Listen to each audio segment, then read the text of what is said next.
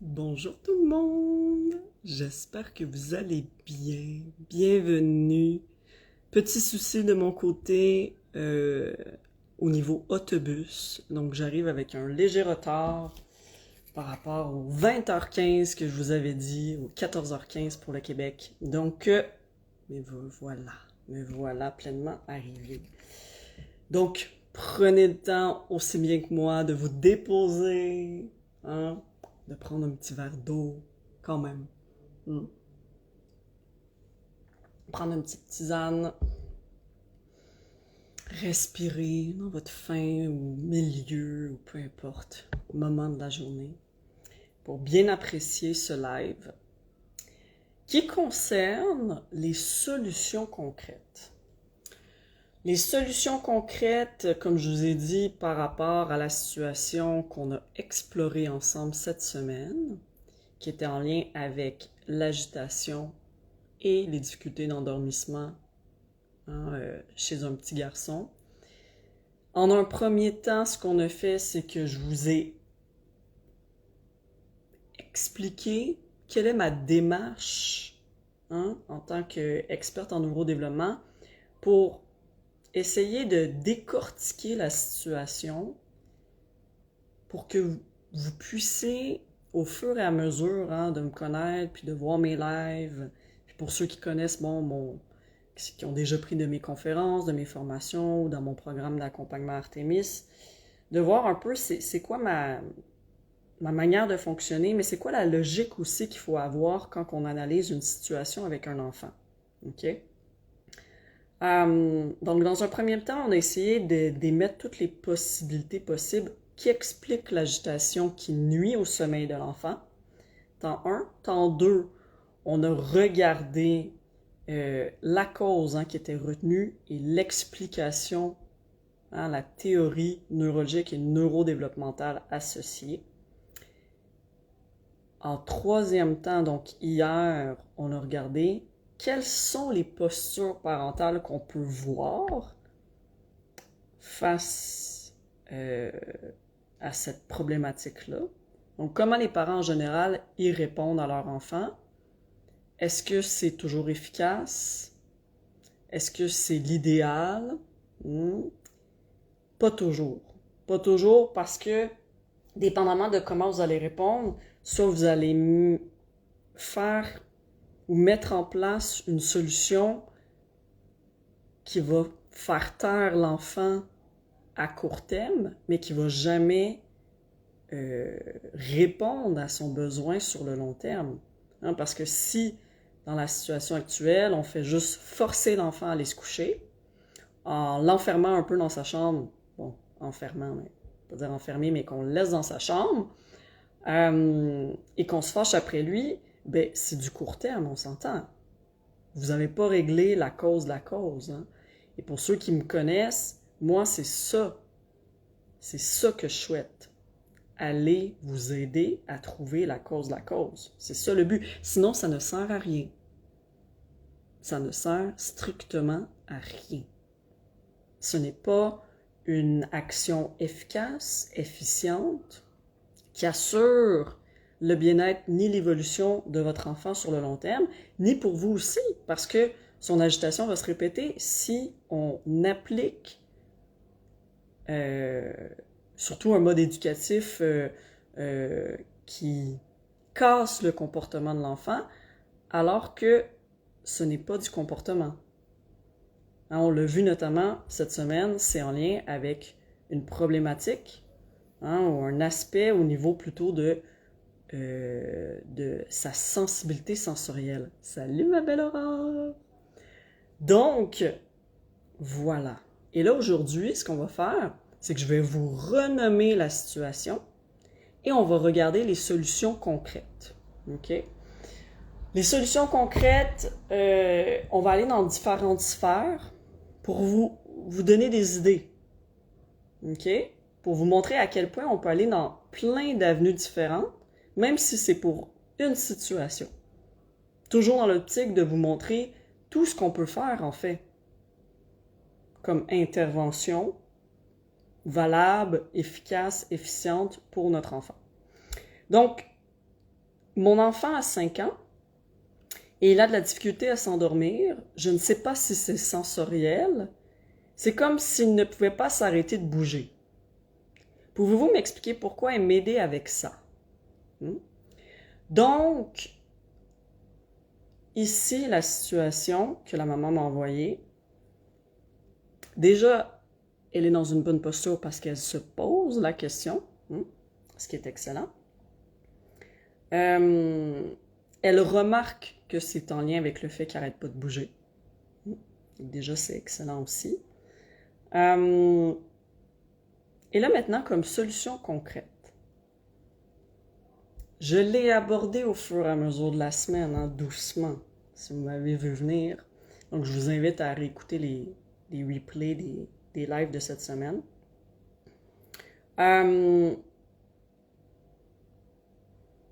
Première des choses, quelle est la diète?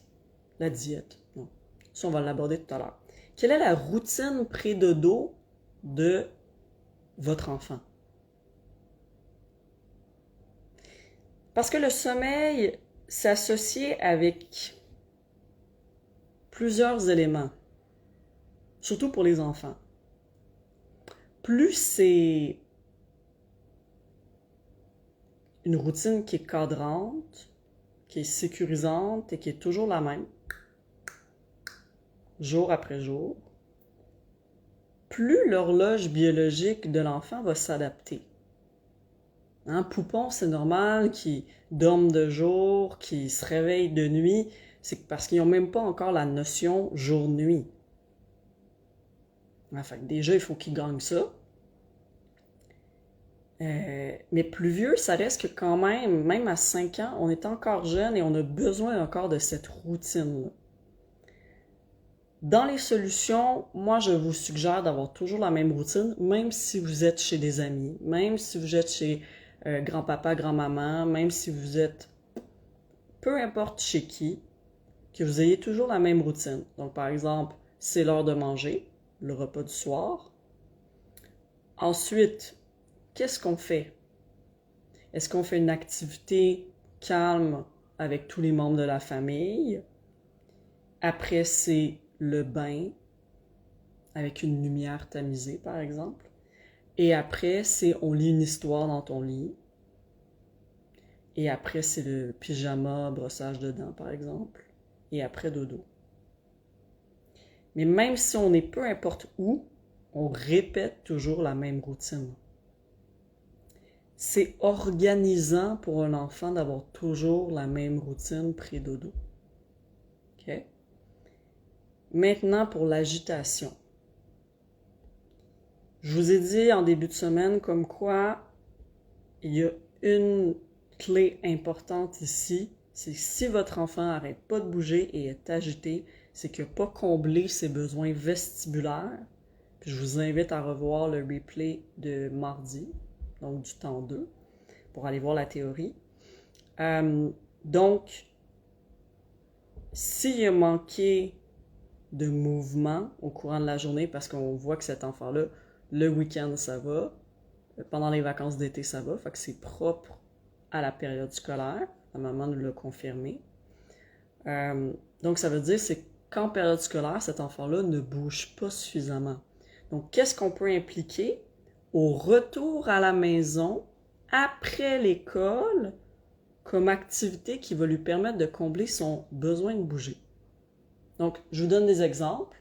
Vous prenez un corridor, et là, l'enfant fait la marche des animaux, par exemple. Donc, la marche des animaux, c'est par exemple, il va piger dans un bocal. Le lézard. Fait que là, je me mets à ramper. Il fait des allers-retours. Là, en tant que parent, vous devez deviner l'animal qu'il fait. Après, il repige un autre animal. Un lion. Il se met à marcher à 4 pattes, des allers-retours. Il pige un autre. Par exemple, il fait la chenille. Fait que là, il avance les mains, après il avance les pieds. Là, vous pouvez utiliser toute votre créativité. OK? Ça, c'est une activité propre vestibulaire qui permet de faire bouger l'enfant parce qu'on vient stimuler le récepteur au niveau du mouvement qui se situe au niveau de l'oreille interne. hein, parce qu'il est en mouvement, parce que la tête est dans plusieurs plans. Euh, Juste avec cette activité-là. Hmm? Sinon, ça peut être un parcours à obstacles qu'il fait dans la cour ou même dans le salon. En passant en dessous, par exemple, je sais pas moi, de la barre du balai, pour après sauter par-dessus, je sais pas moi, une boîte, et après monter, je sais pas moi, sur un petit banc, et là sauter dans des oreillers placés au sol. Et là, bref, il fait comme un parcours moteur. Ça aussi, c'est une activité vestibulaire que on peut facilement intégrer dans une diète sensorielle. Il peut, par exemple, vous pouvez lui donner aussi une série d'exercices, par exemple faire des jumping jacks, faire des sauts. Ça peut être, par exemple, tout simplement de faire de la corde à sauter. Hmm? Corde à sauter toute seule pour les enfants de 5 ans, surtout un garçon, c'est plus complexe. Fait qu'à la limite, ça peut être tout simplement, vous faites aller la corde au sol comme un serpent, puis il doit sauter par-dessus la corde. Hein, à 5 ans, ça, c'est plus adéquat. Donc, vous voyez, ça, un bon 30 minutes au retour de l'école. Ça, c'est une diète sensorielle vestibulaire qui est top.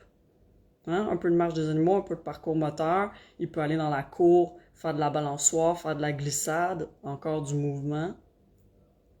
Puis, un peu de corde à sauter, un peu d'exercice de jumping jack, et c'est génial. 30-45 minutes si vous êtes en mesure. Et après, là, il peut faire ses devoirs, ses leçons. Mais faites pas faire à l'enfant devoir leçons directement au retour de l'école, alors qu'il a déjà passé l'entièreté de sa journée à être assis, à se centrer au niveau attentionnel, à assimiler la matière, à apprendre, sans répondre à son besoin interne sensoriel vestibulaire, qui pourtant, bien malheureusement, puis vous l'avez vu cette semaine quand je vous expliquais mon propre cas, le mouvement aide à augmenter la capacité d'écoute et la capacité d'attention. Mais le système scolaire étant ce qu'il est, mis à part dans les classes, justement comme je vous disais au Québec, on a la chance d'avoir un système qui n'est pas parfait, mais qui est de plus en plus ouvert et à l'affût de mixer et pédagogie et neurodéveloppement. Donc on a des classes des classes, oui, sensorielles, des classes qui permettent justement aux enfants de combler leurs besoins, ou tout simplement, la pédagogie est fournie sous forme d'ateliers. Donc ça, c'est intéressant aussi. Hein? Les enfants bougent d'un atelier à l'autre pour faire leurs petites activités, pour apprendre, mais au moins ils bougent à travers ça. Ou sinon, c'est des classes adaptées avec des hamacs, avec des chaises berçantes, avec des pupitres, mais vélo. Et c'est génial. Okay? Donc, on a dit, pour l'endormissement, avoir toujours la même routine de 1 à tous les soirs, peu importe on est où. De 2, comme l'enfant ici est agité, intégrer des activités vestibulaires dès le retour de l'école, 30 à 45 minutes. Maintenant, troisième chose, tout ce qui est écran. Les fameux écrans.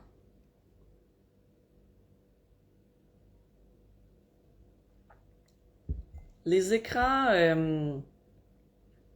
bon, on sait d'emblée que les enfants sont complètement statiques devant les écrans, donc ils ne bougent pas. Pour moi, je l'ai toujours dit, je l'ai même écrit dans un livre, dans lequel je collaborais, hein, L'enfant stressé de Caroline Coiré. Dans le chapitre Hygiène de vie, je lui mentionnais, en fait, les jeux vidéo, les écrans, c'est des calories vides, dans le sens que le cerveau pense qu'il est en train de bouger.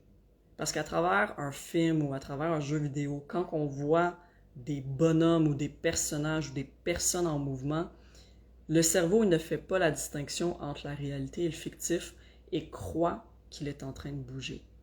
En plus d'être stimulé à fond d'un point de vue visuel et auditif. Donc, après les écrans, et là je vous invite, si vous voulez aller voir davantage sur ce sujet, sur mon site internet, j'ai 2 cours, les enfants et les écrans, un pour parents et un pour intervenants d'enfance. Tous les impacts des écrans que ça a sur le neurodéveloppement, c'est quand même important. Mais notamment ici, dans la situation actuelle, c'est surtout de se dire, l'enfant pendant qu'il est sur les écrans pendant 15 minutes, 30 minutes, 45 minutes, 1 heure, il ne comble pas son sens vestibulaire. Alors que pourtant, c'est lui qui sous-tend la capacité d'écoute et la capacité d'attention. Et pour un enfant hyposensible vestibulaire, ça sous-tend son état de détente et de calme. Tout ce qui est nécessaire pour apprendre dans la journée, de 1, et de 2, pour bien s'endormir le soir. Donc, les écrans au retour de l'école, le moins possible. Et c'est surtout pas d'écran 1h30 avant le dodo. Pas du tout. Donc, pas de télé, pas d'iPad, pas de téléphone, pas de Switch, je sais pas trop, là, bref, tu sais, les genres de trucs Nintendo. Non. OK? De 1, parce que la lumière bleue des écrans amoindrit la libération de la mélatonine, qui est notre hormone naturelle liée au sommeil, donc qui nous permet de nous endormir. Parce que les suppléments de mélatonine, c'est de la fausse mélatonine. Le corps humain devrait pouvoir se la créer et la libérer dans le corps normalement.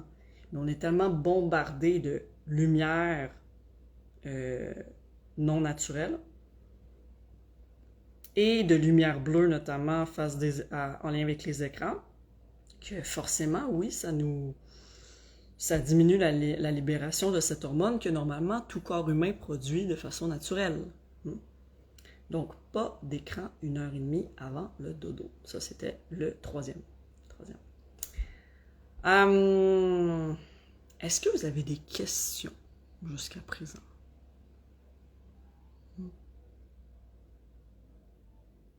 Non, je vois que ça semble clair. Comme toujours, je vous le répète, hein, vous êtes plusieurs à m'écrire en message privé pour me poser des questions. Bon, mais n'hésitez pas à poser vos questions ici. Hein. Toutes les questions sont bonnes. Toutes.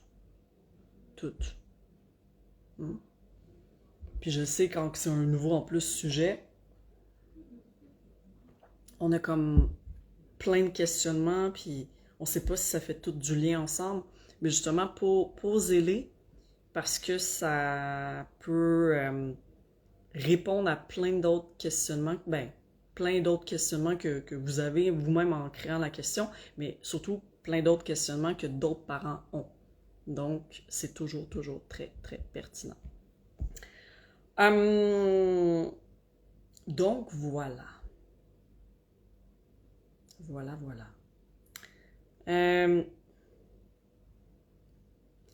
Donc, on a dit la routine pré-dodo. On a dit la diète avec les mouvements vestibulaires au retour de l'école. On a nommé les écrans. Un autre aspect au niveau de l'activité physique, fait qu'on veut faire l'activité physique dès le retour de l'école parce qu'on veut pas d'activité physique ou le moins possible avant le dodo, parce qu'on veut permettre à la régulation au niveau d'éveil de s'amoindrir pour amener l'enfant en hypovigilance puis vers l'état de somnolence. Donc, on ne veut pas le réveiller avec plein d'activités physiques actives juste avant de dos. Fait que c'est la même chose pour les écrans. Donc, on y va très, très logiquement et très simple. Pas d'activité physique intense, très, très forte, 1 heure et demie avant le dodo. OK? Comme 4e solution.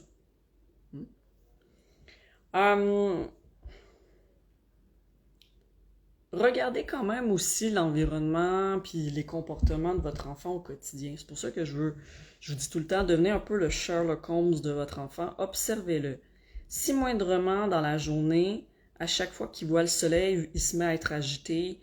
À chaque fois qu'il voit, je sais pas moi, un faisceau lumineux, je sais pas, la lumière d'une lampe de poche, puis il s'agite, ben, c'est peut-être pas la meilleure stratégie d'avoir une veilleuse dans sa chambre. Peut-être que cet enfant-là, il s'agite aussi parce que il manque de mouvement, d'aspect vestibulaire, mais peut-être qu'il est dérangé en plus par le visuel. Donc, je vous dirais à ce niveau-là de faire attention à ça en 5e temps.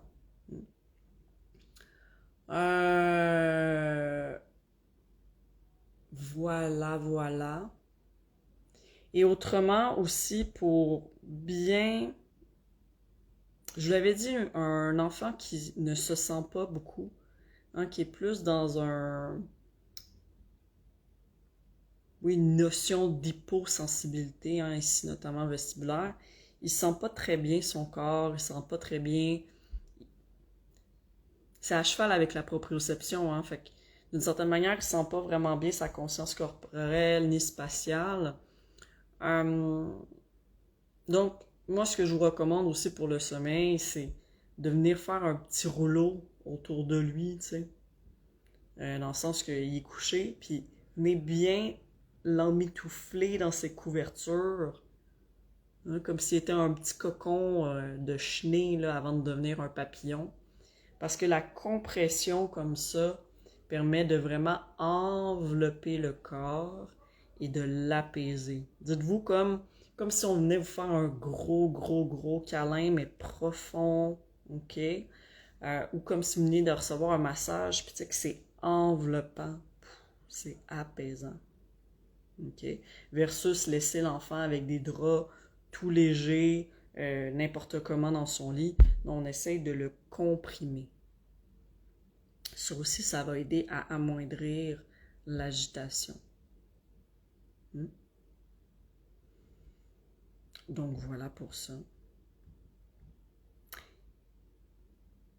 Et je termine avec toute la notion aussi que je vous parlais d'hier de posture parentale.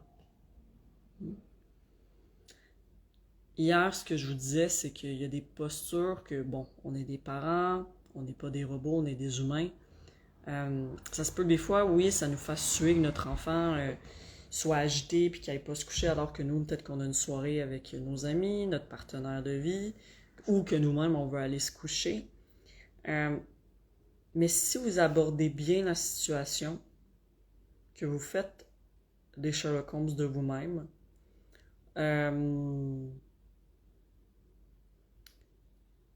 que vous prenez le temps, comme je disais hier, d'aller le voir pour dire « Je vois que tu bouges dans tous les sens. Dites ce que vous voyez.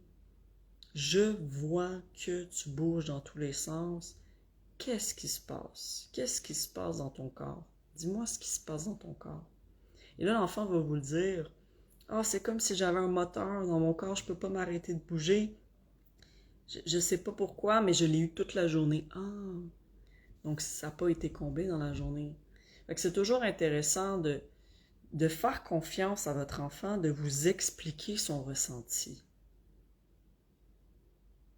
Et c'est seulement si vous laissez la place à votre enfant de vous l'expliquer que vous allez mieux comprendre et mieux appliquer des stratégies. Parce que si vous ne lui faites pas cette place, Ben non, non.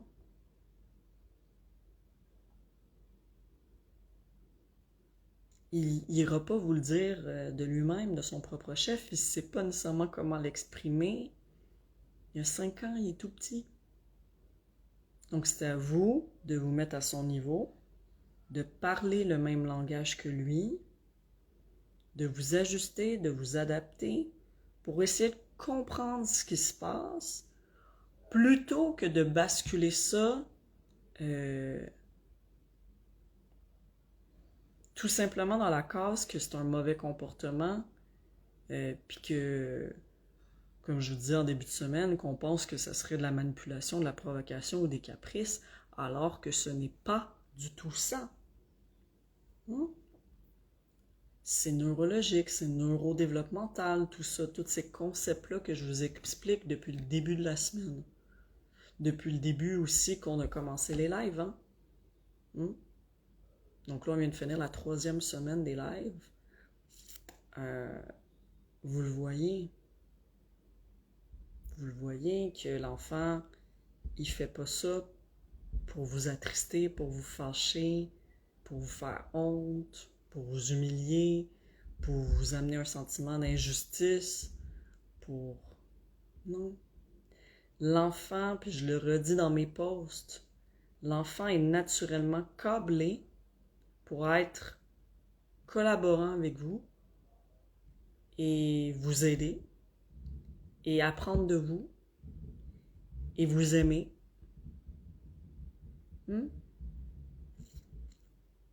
Donc, faites attention par rapport à ça.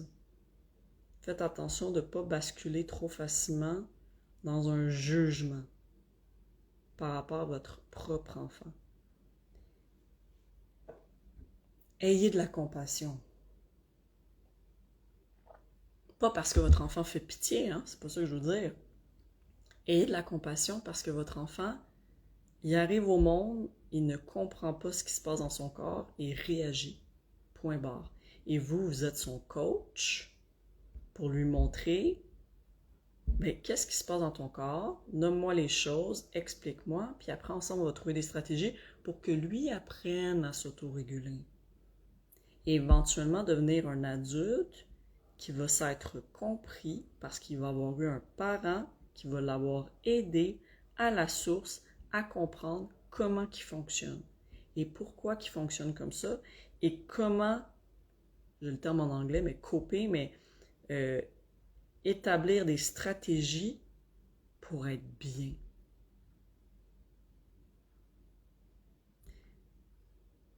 Tout enfant jeune, en bas de 8 ans, c'est le sensoriel beaucoup qui parle, de manière totale en bas de 4 ans, ça je vous l'ai bien expliqué à plusieurs reprises dans la théorie. Donc l'enfant ne fait pas rien de volontaire pour vous faire suer. Comme je vous disais tout le temps, le lobe frontal de toute façon, qui est la zone de logique et des intelligences conscientes, est même pas encore suffisamment développé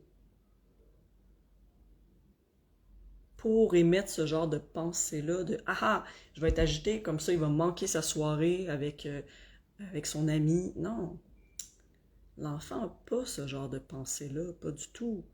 Hein, on dit tout le temps, les enfants, c'est pur, c'est pas pour rien, c'est pur. Et surtout que ça réagit en fonction de leur ressenti. Donc, soyons curieux de leur ressenti. Hyper important. Hyper important. Donc, voilà, mes chers. On a vu beaucoup de stratégies aujourd'hui.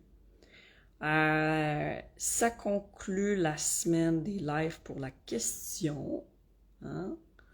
Et on repart la semaine prochaine avec de nouveaux lives sur une nouvelle question que j'ai reçue. Donc, je vous fais de gros bisous à tous et on se dit à la semaine prochaine. Ciao!